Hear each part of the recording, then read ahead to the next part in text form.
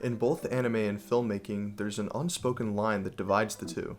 Because of this, anime has struggled within agraria amongst Western consumers, and only within the past decade has it seen the light of day. I always find it super interesting when people can't get into anime but yet love films and cinematography, because in the same sense, they're both art. I think it's because the true essence of anime accentuates an author's creativity, and being a writer myself, it's easy to get behind a lot of the extreme decisions that most creators make. Whether you're just watching with friends or using it as background noise, a lot of these minute details will always go unnoticed unless you're deliberately looking for them. And these details aren't just tailored to anime, they exist everywhere in cinema and are presented in a different etiquette depending on if it's animation or a film. But what happens when you destroy this line that separates them, and then tie it into some deep and complex writing? What's up internet, I'm Nikando, and welcome to a series I like to call ReZero Deep Dives. Today I want to talk about the time that ReZero crossed the line to become cinema.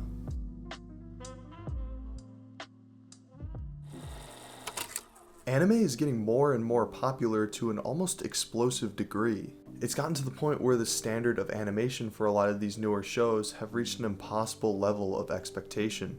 In my honest opinion, this wasn't something that just happened. Animation has reached the levels of popularity of filmmaking for good reason. It was reserved for adaptations that dared to cross this line. Popular filmmaking is intuitive. Even if you don't consciously recognize every carefully composed shot or rhythmic framing, you still feel their emotional impact. Anime has often employed filmmaking etiquette in subtle ways, guiding viewers through scenes without drawing explicit attention. It's not often that a series can speak its level of complexity to its viewers. And while I initially thought that anime couldn't replicate the impact of the most compelling films, a single episode changed my entire perspective on this subject. I want to take this video to discuss how ReZero episode 15 crossed this barrier between filmmaking and animation to become something truly special. At this point in ReZero's lifespan, I think we've all heard the same take, that the episode The Outside of Madness is hands down a masterpiece. There's undoubtedly a lot to talk about, and I could easily make 10 videos on this episode alone, but I want to save a lot of these topics for another time. What truly stood out to me is the way that this episode was directed. A full 20-minute experience that could be depicted as its own feature film, and many would argue that it surpassed the source material.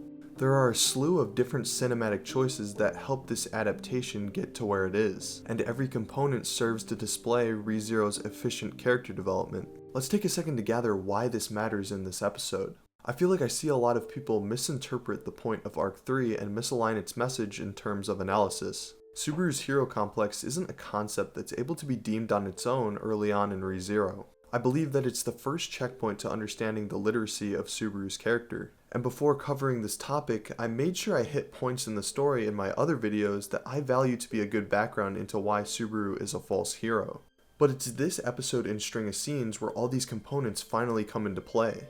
Now, if you were to take this idea of Subaru's hero complex and apply it in the lens of Arc 3, you'd be shocked to find that this idea is now objectively wrong. Because at this point in the story, it's just reduced to an excuse for Subaru to not change the essence of his true character. It's at the very beginning of the series we get to see who Subaru actually is, and when he's finally isekai'd, we see him try to use it as an opportunity to completely abandon his old identity. This was inevitably the first mistake we see him make, and it clearly doesn't work out for him within the first 14 episodes of build-up. It's wrong in the sense that we see Subaru try to use being isekai'd as an excuse to not change his own core without taking the steps to change as a person. And as a result, The Outside of Madness marks an episodic tonal shift. This episode represents escapism. Subaru cannot escape himself, he can't escape who he was before, and most importantly, Subaru now has to live with the newest mistakes that he recently just made. This shows us that escapism isn't reliable, and Subaru's ugly character gets leaked more and more throughout the series. This escapism is essentially what ties Subaru to our main antagonist Betelgeuse in the episode. Most of you have probably heard this before, but Betelgeuse is just an extreme hyperbolic version of Subaru. His obsession with Satella is a parallel with Subaru's obsession with Amelia. And because Subaru is unable to change, this is what links him with Sloth and everything terrible that happens to him from this point on. It's his lack of doing anything. It gets to a point where Subaru would much rather fake insanity than change his own ways, which leads him down the path of the worst possible outcome by doing nothing. All the while invoking a sense of dread, loneliness, as well as straight up discomfort, and that type of writing is really awesome. This just scratches the iceberg for the writing in this episode, and I want to cover more of it at a later date. But there's a lot more going on to the audience besides its writing. When it comes to filmmaking and directing, a lot of creators like to be intuitive, but that only works if there's true passion behind the project. And I think The Outside of Madness demonstrates this very well on two different fronts: its poignant color grading as well as its cathartic sound design. I think one of the best examples of color theory in films is in my favorite movie, Whiplash. The whole movie itself is shot in two colors, shooting in different shades of yellow to show points of passion and drive, as well as shades of green to symbolize failure and a fall from grace. And even outside the color grading, we see Neiman wear darker colors throughout the beginning of the film to the end, displaying Neiman's obsession with his craft and a disconnect from reality. My point being that films, whether we realize it or not, send messages through the way they look, because outstanding films can be so much more than just writing. This point in ReZero explores what it's like to be at your lowest, and it's portrayed through the lens of our main character. But the context of which this metaphor operates changes depending on the color theory of where we are in the episode. When Subaru does arrive at the mansion, the beginning 3-minute loop is structured the same way as the rest of the episode, ending off with an ice blue color scheme not only to play off of Puck's abilities, but to also foreshadow what we're going to see next. And throughout the remaining 20 minutes, we're able to see the beauty in how those initial 3 minutes unfold. As Subaru is with Rem, we get a lot of moments of escapism. Those heartfelt moments of her being there for him remind us that she is the only person who cared for Subaru at this moment. And they demonstrate these shots through warm, benevolent colors that fizzle out over time as if Subaru descends more and more into isolation, losing the only person he has. A lot of the moments in the cave were devoid of color for good reason. Nothing can replace those moments that invoke true despair, hopelessness, or confusion as Rem gets mutilated. The lack of color and silence here displays true loss, as well as Subaru not doing anything. It's a scene that can represent so much through nothing. A lot of what this episode focuses on is confrontation with yourself.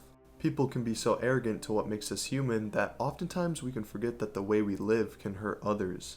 It's a feeling that can potentially bring us down to new lows, and sometimes we don't even realize it until everything is already gone.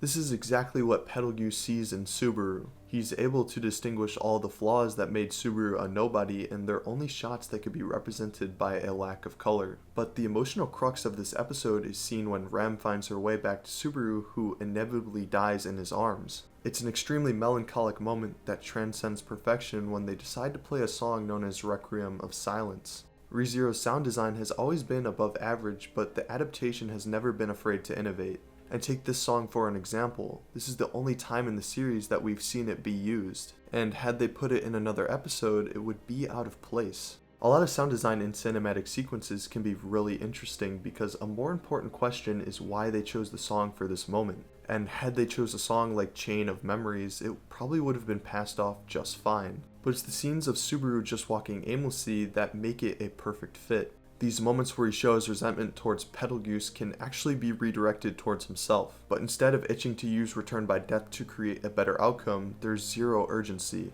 It becomes a representation of a change in character that could only invoke a sense of hopelessness by Requiem of Silence. In a sense, this episode's dynamics and storytelling were the only time worthy of a song of this caliber, and it's at this point where we get a short repeat of the earlier color grading. The vibrant colors descending as all of Subaru's hope fades away.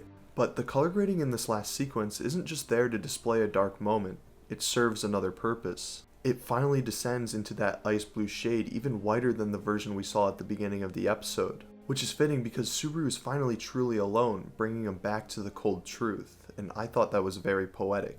I think a lot of fiction has passed the point of no return. The feelings we get from visual cues, audio cues, and the way we process new ways of information can enhance our perception of writing.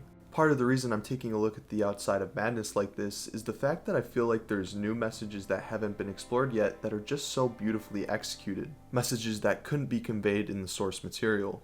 ReZero sets up some of its most powerful moments by shaping itself cinematically. The creators of ReZero's adaptation made all the great moments of what's supposed to be an anime feel that much more impactful. And the most important message of The Outside of Madness is built around making you feel like you just witnessed a new kind of perfection. I also think it conveys the kind of messages that are supposed to touch the viewer, make them feel like Subaru. ReZero keeps building off this idea that sometimes we as people don't understand our own flaws. It develops our stories, makes us feel good, only to realize that those mistakes are the ones that rip everything away from us. It shows us this in subtle moments that can only be represented by hundreds of other small moments, complementary aspects that elevate our experience to a higher plane. To the world, this is what we call a masterpiece, a story that never stops at zero but only begins to start.